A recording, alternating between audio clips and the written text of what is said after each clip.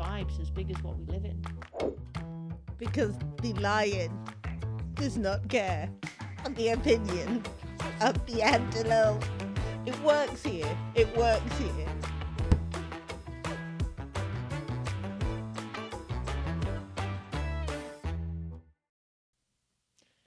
How to act when people wrong you. I'm Izzy. And I'm Garcia. Welcome to Informally Informed. What's wrong with my intro? Do you know what I like about these intros? I never know what you're going to say. Fair enough. Yeah.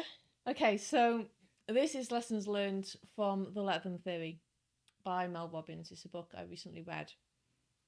And I find it really interesting because there have been a lot of times in my life where, you know, things quite often things happen beyond your control, right? And the Let Them Theory basically talks about it talks about focusing on the things you can control rather than the things you can't control. Okay. I mean, I've been wronged multiple times. I'm sure me, just like you, just like everybody watching, has been on the receiving end of many a slag off. Right? So it basically comes down to the mindset of just let them. Just let them. Doesn't matter to you. It's of no consequence to you. You can't control it. So why bother? The reality is people are going to think negative things about you. Mm-hmm. There's absolutely nothing you can do about that. Throughout your life, it is going to happen. Quite often, you're not even going to know about it. So why bother worrying about those little things? And I'm not just talking about how you interact with other people either. I'm talking about things like getting annoyed because you're stuck on the M62, getting annoyed being in the queue, getting annoyed because, as an example in the book, the person behind you on the plane isn't covering their mouth when they're coughing. Like, there's nothing you can do. You can say to them politely, hey, do you mind if... But coming in with passive aggressiveness obviously isn't going to work. It's going to make you look like the asshole, number one. And number two, you can say, hey, do you mind? You know, I'm worried about getting sick. Yeah, sure, no problem. But if they continue to do it, there's literally nothing you can do about that. So just let them. See, I've heard this before, in many aspects. I've had loads of people talk to me about this, and I was watching a thing about this. And I agree. I just have points in which I don't agree with it. It's kind of hard to, especially when you're, if it's like things like controlling your behavior, and then yeah, of course, because the only thing that you can control in that is yourself. It's how you react and to situations. how, yeah, you have no control of other people, so of course. But I guess it's at what point, because there's a point at which, like, let's say you care about someone. Like, let's say in theory I cared about you, all right? And you were doing some fuck shit, right? Well, it depends on the level of the fucked shit. But you weren't taking my advice. You weren't doing anything to help yourself. But I actually care about you. Wait. It's only in this imaginary world. Keep up. So I actually care about you, okay? Would I then... Is it then a situation in which I let you ruin yourself? Because it's your life and all... Because, I mean, I understand that. There does come a point, because I do think there has to come a point in which, you know, enough is enough. But I also feel like if you genuinely care about someone, it's very hard. It's much harder to just let them be destructive. Sure, and it depends on the level of the fucked shit. If I was, you know, going out and shooting up heroin every single night, then obviously you'd have something to say about that. Yeah, can I join? I mean, I've always wanted to do heroin, so... But there has also been many a time in our... My live stream. There's also been many a time in our long... Glorious! Sure. Glamorous. Adventure. Friendship. Life adventure. Sure. Why not? In which I have not taken your advice. Oh, same. And vice versa. So... And there's also the aspect of sometimes you just gotta let people make their own decisions. And not let people learn from their mistakes. And how are they going to learn from their mistakes? And it depends on the levels of which you're going to go in order to control the individual to do what you see fit. Like loads of people have done things that I don't agree with, or made life choices that I don't agree with. My friends, people I care about. Some of those life choices have been morally ambiguous, and some have just been things that I didn't think was going to benefit them in the long run. You can only say what you can say, but at the end of the day, who are you to take somebody else's autonomy away? No, I agree. It's funny that let them theory is a whole theory. It's like a whole scientific theory. But there is, and always has been, a saying in, I'd say, all across the Caribbean. And it's, if you don't hear, you must feel, right?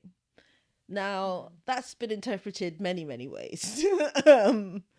But essentially, it's fuck around and find out. That's what it is. If you don't take advice, you're going to feel it. If you don't follow other people's advice. Yeah, you're going to feel it one way or another. That doesn't necessarily mean physical harm. And I think that a lot of Caribbean households take that to mean physical harm. But that doesn't necessarily mean physical harm. It's about not doing the right thing. Or not even necessarily the right thing, but learning from what other people have gone through, so you don't have to. But human beings are fickle bastards. Yes, but that's not what I was going to say. Do have an intense need to control. Mm-hmm. They do. Mm-hmm.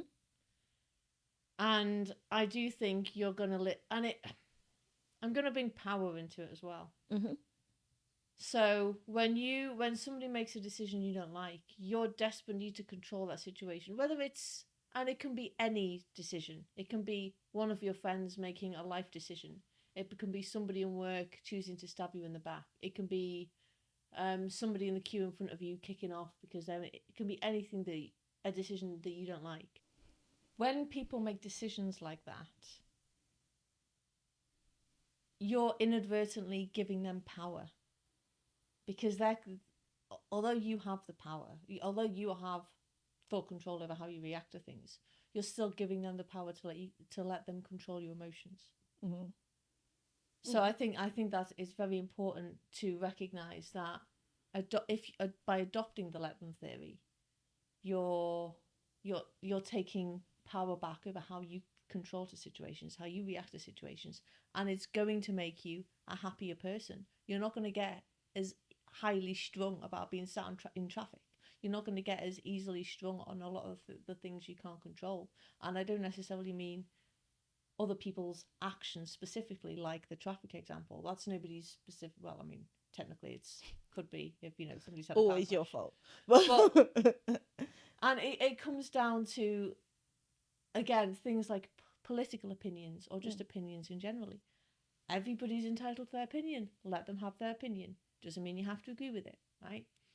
And I know there's a lot of people that are very ideologically driven. And a lot of people believe that their ideology is the correct ideology. And if everybody believed the same ideology as them, the world would be a better place. So it's very hard for them to explain to somebody like that. If somebody disagrees with you, don't argue with them. Just listen to them and go, okay. Don't try and convince them. There's a lot of people like that won't be able to help trying to convince other people because they've got the moral high ground. Their ideology's the best way, and if they can just convince one more person of their ideology, they're making the world a better place and all this kind of thing. But who's happier? But the person that attempts to convince everybody, or the person that just understands that the world is more nuanced than that? I agree. I mean, 2 points based on the things that you've just said. First one is what you said about power. I understand the concept of sort of taking back that kind of power, but when I think of power, I think of control, but in the opposite way, in that power is the ability to use that control on other people. I know that that's not the absolute of power, and I know that's not how you meant it, but I can see if that's the mindset that would cause people to have issue with just letting people do things. But then I also agree. Are you about to come into my second point? Because if so, can I push back a little bit on your first point? Hold on. Okay. Let me on to what you've just said about what was the last thing you said? Sorry. About ideology. Yeah, about ideology. As mentioned in our last episode, I explained about people asking how you are and me just explaining how you are as a person, but also the other person that pointed out that you support Trump.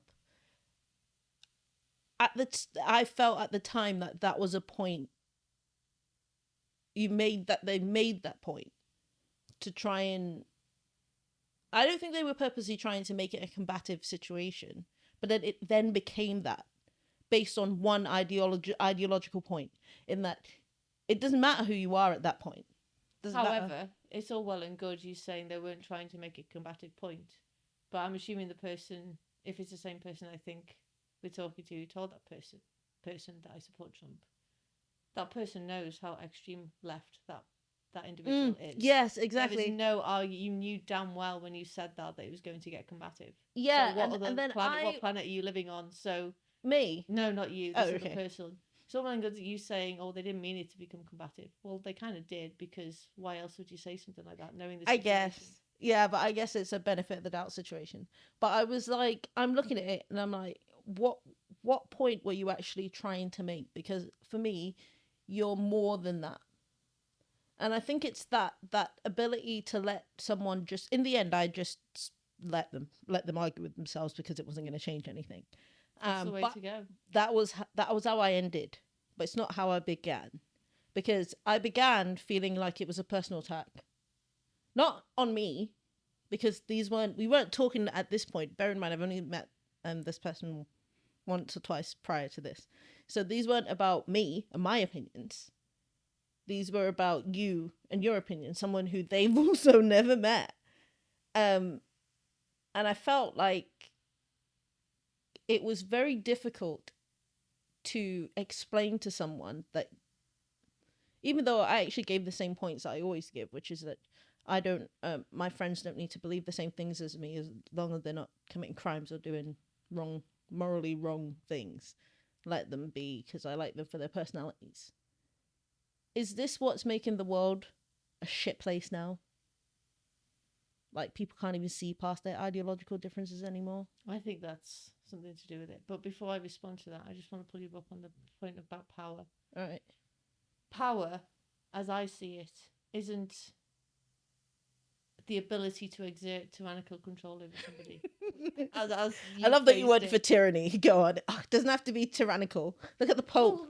Well, he's dead now, but exerting control over other people doesn't have to be tyrannical.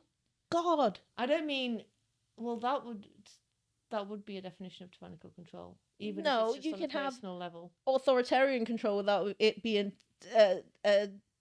tyranny. Well, no, exerting tyrannical control over somebody would be exerting control over somebody in which they sort of unwarranted, that's the wrong phrase, unwanted control over somebody without their consent, in which there's nothing they could do about it. No, that's mind control. It's completely personal different control.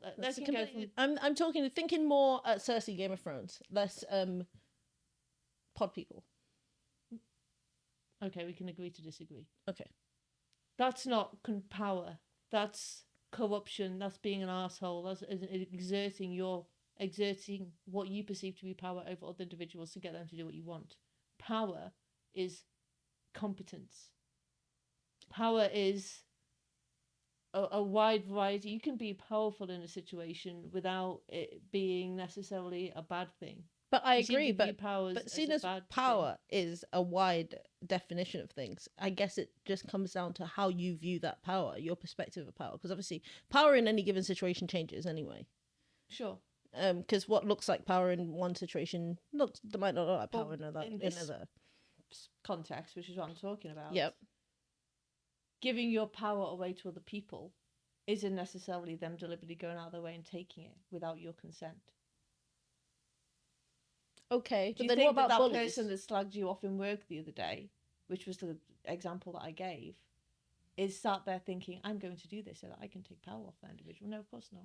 No, but if I'm going to do this so I can ridicule this person to make myself feel better. They're having power. They're taking your power away from you because you're, in terms of the fact that they're controlling your emotions without necessarily intending to do so.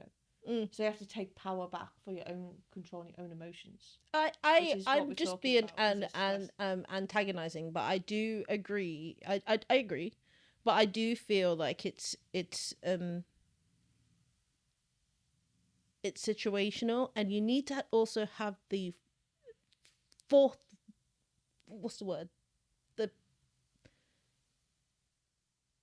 forthrightness to be able to do that, and not many people do. To do what? So? To be able to control yourself in that situation, take back that power. A lot of people are cowards. A lot of people are cowards. Yeah, There's a lot more cowards than what you do think. you mean by taking back power? Having a go at someone? That's not you taking back power. We're talking about the let them theory. Yeah, I know, walking away, the ability to walk away, essentially, but not many people have that. Taking back the power in terms of the ability to let them. Mm-hmm. Yeah. I know you say not many people have that, but that's why we're doing this podcast. To give them the ability. Well, yeah, no, yeah. we just have I'm talking about the let them theory because that was a book that I read. Yeah, So I know. I understand that not many people do that, but I think it's something that I've incorporated into my life, and it's useful. Mm-hmm. And again, it's little things like freaking Just Eat getting your order wrong. You can get wound up about that, but you're not going to live a very happy life if you allow yourself to get wound up by those individual moments, and you're giving power away when you should be effectively just let them. It's fine. I'm just talking about it in essence of the fact that obviously that this is the theory that we're talking about, but there's also a lot of contradictions to this theory. And I think it's also important to look at that because there's also like the anger theory, wherein it's important for you to get angry because it stimulates your brain and causes you to think. And those a lot of people are saying now. But I'm also not talking about it in terms of this episode isn't going to be titled "Be Flawless and Act the Correct Way in Every Single Situation." So I know that. Like it should. I'm not saying that if you read, I found a miracle cure, guys. If you've read this one book, and then your life will be solved. Everything, you will never get angry again. Nothing could ever possibly wind you up. That's ridiculous. Obviously, I'm not saying that. I know you're not saying that. I'm just saying that I hear obviously it's called the let them theory, but I still want to be able to talk about the alternatives and how difficult it could be for some people. I still want to be able to talk about that. Oh, sure, yeah, of course it's difficult. Yeah, and so I'm looking at it in a real world term, in not just reading the book, but actually being able to apply it. That's the hard bit. And exactly, and there's a lot of people with anger issues who would just like. There's always because I have a friend, right? He definitely needs to go and see someone about his anger issues. What he'll do, he'll buy these self-help. He won't actually go and seek out any help. He'll listen to podcasts and audiobooks about how to be zen. He's the angriest man I've ever met in my entire life, and he can't see past that. But you've forgotten one very important point, Cassie. What's that? Just be zen. No, I understand where you're coming from. I get it. Yeah. And so I just think like it's all well and good like reading it. How do you put it into place without like practical terms? How do you practically put it into place? How do you do it practically? You focus on, first of all, you say let them. Again, it's like an NLP thing, I guess, when you really want to get to the root of it.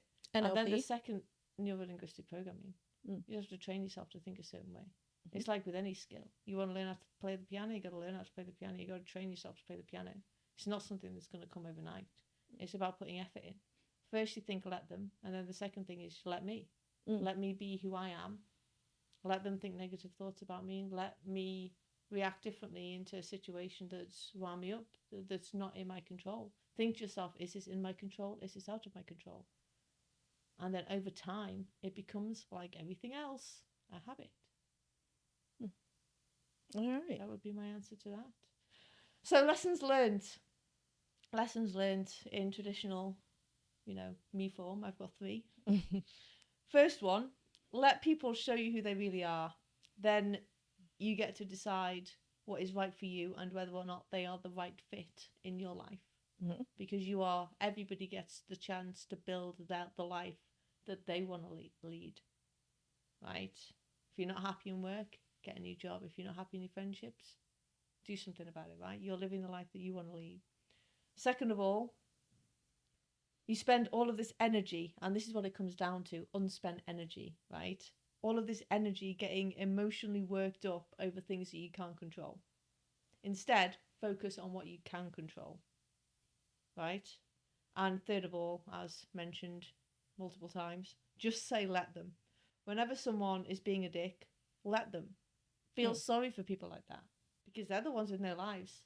They're the ones that clearly haven't adopted the let them theory, because they're the ones that assume negative intent in other people by saying, oh, this person did this and they said that and this means that. No, that didn't mean that. You're just assuming negative intention with a lot of things where there quite often is none. Those are the people you should be feeling sorry for, and those are the people that are more likely to, quote unquote, wrong you, stab you in the back, slag you off, etc., etc. Fair enough. Reveal your secrets. I don't do this anymore. When somebody's wronged me, I don't. Once you've wronged me, there's no going back. I don't do that anymore. I've had to learn that with age, because people do make mistakes.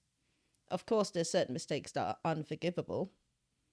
And, it does come fundamentally down to learning, developing the skill, training the muscle to care less about what other people think and focus more on how you can act. And again, it's a difficult thing to do because we're tribal creatures by nature.